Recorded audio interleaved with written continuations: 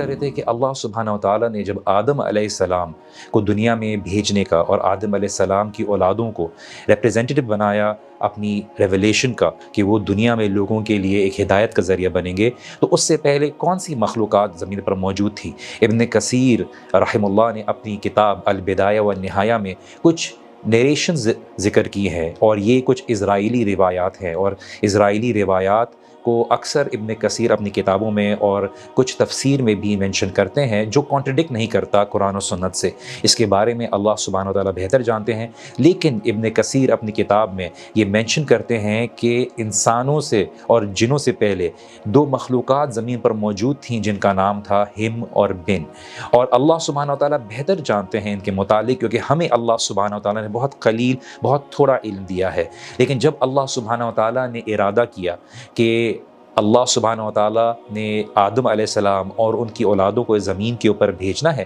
اس سے پہلے اللہ سبحانہ و تعالیٰ نے زمین کے اوپر جنات کو موجود رکھا ہوا تھا۔ کچھ ہزار سال کے بارے میں اس کی روایات آتی ہیں کہ 5000 سال پہلے جن جو موجود تھے زمین کے اوپر، اور اللہ سبحانہ و تعالیٰ نے جیسے قرآن میں سورۃ البقرہ کے اندر جب ذکر کیا کہ میں نے ایک ریپریزنٹیٹو، ایک خلیفہ اپنا ریپریزنٹیٹو کرتے ہوئے میں نے زمین کے اوپر ارادہ کیا، تو فرشتوں نے یہی بات کہی تھی کہ آپ کیوں ایسی مخلوق بنا رہے ہیں جو زمین پر جا کر خون خرابہ کرے گی۔ اور یہ جو اینجلز کا دیکھنا تھا، یہ جنات کے متعلق دیکھنا تھا، کچھ علماء کی رائے ہے، کیونکہ انہوں نے دیکھا تھا کہ جب ایک کریشن کو چوائس دی جاتی ہے کہ ہم نے سیدھا راستے پہ چلنا ہے یا الٹے راستے پہ چلنا ہے، غلط راستے پر چلنا ہے، تو ان میں سے جو ہے اکثریت جو ہے وہ اپنی نفس کی پیروی کرتے ہوئے، اپنی خواہشات کی پیروی کرتے ہوئے زمین کے اوپر فساد کرتی ہے۔ اور انہوں نے یہی دیکھتے ہوئے کہا کہ یہ جو مخلوق آپ بنا رہے ہیں یہ بیسکلی زمین پر جا کے خون خرابہ کرے گی۔ اور جب اللہ سبحانہ و تعالیٰ نے ارادہ کیا کہ آدم علیہ السلام کو زمین پر بھیجنا ہے، اس سے پہلے اللہ سبحانہ و تعالیٰ نے کچھ روایات آتی ہیں کہ جبرائیل علیہ السلام کے ساتھ ساتھ جو فرشتے ہیں ان کو جنات کو سمندر کی طرف دھکیلنے کا حکم دیا، اور اس کو سب سے پہلے جو لیڈ کرنے والا تھا وہ عزازیل تھا، جو بعد میں ابلیس بنا، اس کا اصل نام ہے، اور اس نے ان فرشتوں کی جماعت کو لیڈ کیا اور جو جنات تھے ان کو سمندر کی طرف دھکیلا تاکہ زمین کو آدم علیہ السلام اور ان کی اولادوں کے لیے کلیئر کر دیا جائے۔ ایونچولی ہمیں پتہ ہے ابلیس کے متعلق کہ اس کے بارے میں کیا ہوا، اس کو انشاءاللہ تعالیٰ کبھی کسی نئی سیریز کے اندر ڈسکس کریں گے۔ پر جبرائیل علیہ السلام کی امپورٹنس کے بارے میں بات کرتے ہوئے کہ یہ معلم ہے، ٹیچر ہیں تمام انبیاء کے، چاہے آدم علیہ السلام ہو۔ کچھ روایات آتی ہیں کہ جب آدم علیہ السلام کو زمین پر بھیجا گیا تو آدم علیہ السلام کو جبرائیل علیہ السلام کے ذریعے بھیجا گیا۔ جب آدم علیہ السلام کو اللہ سبحانہ و تعالیٰ نے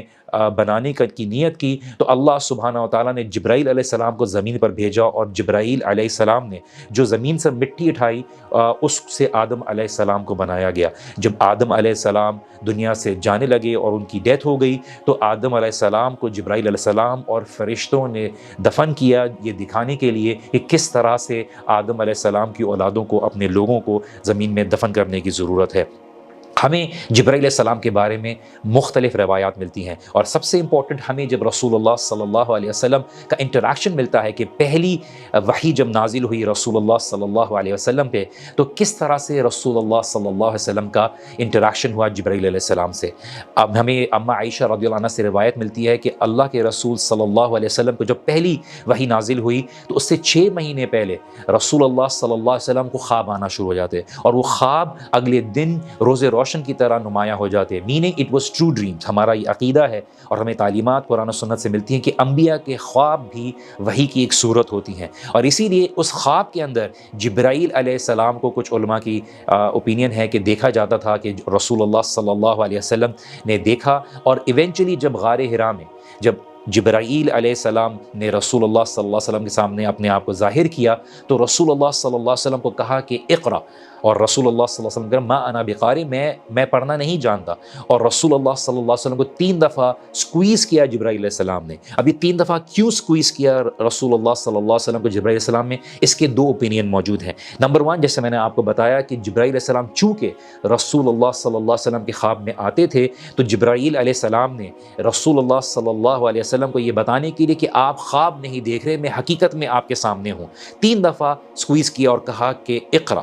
اور رسول اللہ صلی اللہ علیہ وسلم کہا کہ مجھے پڑھنا نہیں آتا. اور اس کے دوسرا اوپینین یہ ہے کہ جب رسول اللہ صلی اللہ علیہ وسلم کو جو سکویز کیا جبرائیل السلام نے، اس کی ایک وجہ یہ تھی کہ رسول اللہ صلی اللہ علیہ وسلم کا سینہ کھولنا تھا، کیونکہ اللہ سبحانہ و تعالیٰ کی جو وحی ہے، اس کا جو بوجھ ہے، اس کا جو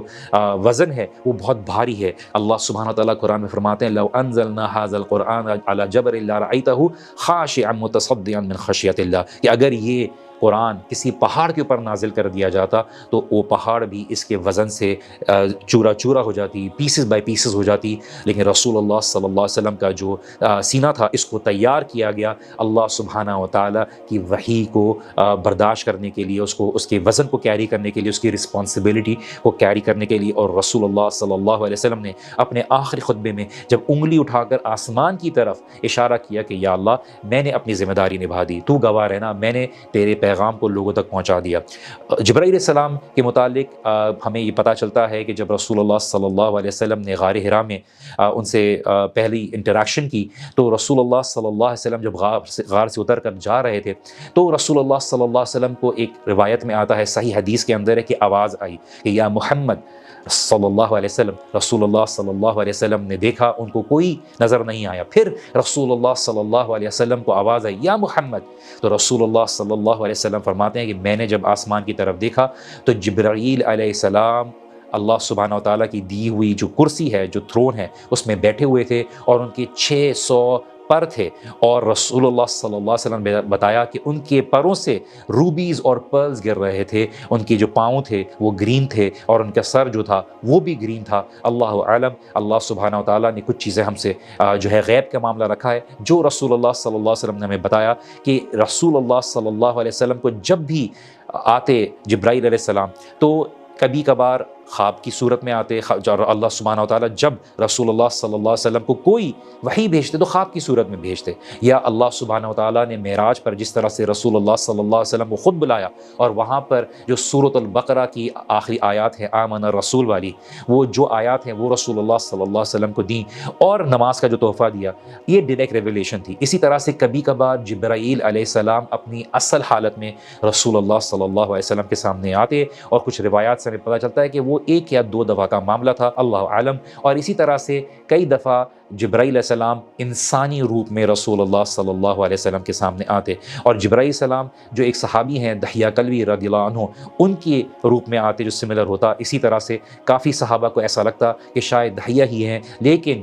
رسول اللہ صلی اللہ علیہ وسلم نے، جیسے ہم نے پہلے بھی سیریز میں بتایا تھا کہ ایسا لگتا کہ دحیہ کلبی رضی اللہ عنہ ہیں، لیکن رسول اللہ صلی اللہ علیہ وسلم نے بتایا کہ نہیں، یہ جبرائیل علیہ السلام ہیں جو ان کی روپ میں آئے ہیں. اس سے ہمیں پتہ چلتا ہے کیونکہ دحیہ کلبی رضی اللہ عنہ بہت دیکھنے میں خوبصورت تھے، اور ان کو عرب سوسائٹی میں کہا جاتا تھا کہ یہ عرب ممالک کے یوسف علیہ السلام ہیں، اور ان کی خوبصورتی کے بارے میں کافی ذکر ہے، کیونکہ رسول اللہ صلی اللہ علیہ وسلم نے جب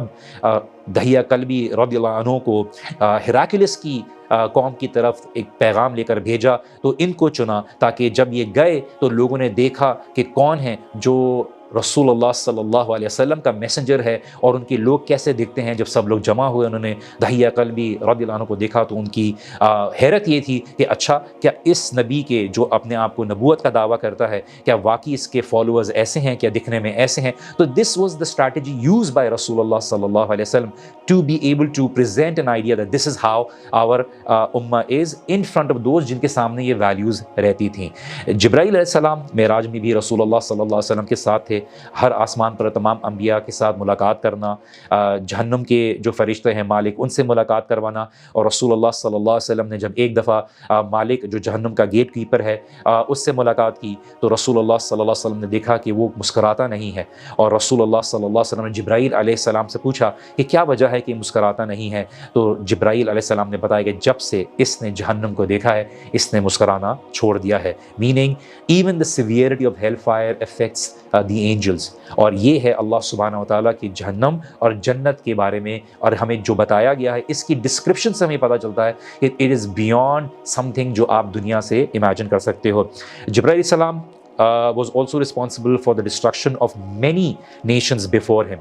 before رسول اللہ صلی اللہ علیہ وسلم. عاد، سمود، ہمیں several روایات ملتی ہیں، اور اللہ سبحانہ و تعالیٰ نے ایسی بہت سی ایسی نیشنز ہیں جس کے بارے میں، اور ایسی طاقتور قوم ہیں جس کے بارے میں ہمیں نہیں بتایا. اور اس کے ساتھ ساتھ اللہ کے اور بھی فرشتے ہیں جیسے میکائیل علیہ السلام ہیں، اسرافیل علیہ السلام ہیں، کچھ روایات میں لوگ کوٹ کرنے کی کوشش کرتے ہیں لیکن وہ موضوع ہیں اور فیبریکیٹڈ ہیں کہ کچھ فرشتوں کا نام اسرائیل بھی ہے، لیکن اس کا ہمیں کوئی صحیح ثبوت نہیں ملتا۔ تو میکائیل علیہ السلام کے بارے میں جیسے میں نے بتایا تھا کہ وہ بارش اور لوگوں کی پروویژنس کو اللہ سبحانہ و تعالیٰ کے حکم سے مینیج کرتے ہیں، اور اسی طرح سے جو اسرافیل ہیں وہ سور پھونکنے کے رسپانسبل ہیں، اور اس کے متعلق مختلف روایات ملتی ہیں کہ یہ 2 دفعہ ہوگا، کیا 3 دفعہ ہوگا، اللہ عالم۔ مختلف علماء کے اوپینینز ہیں، رسپیکٹیبل اوپینینز ہیں۔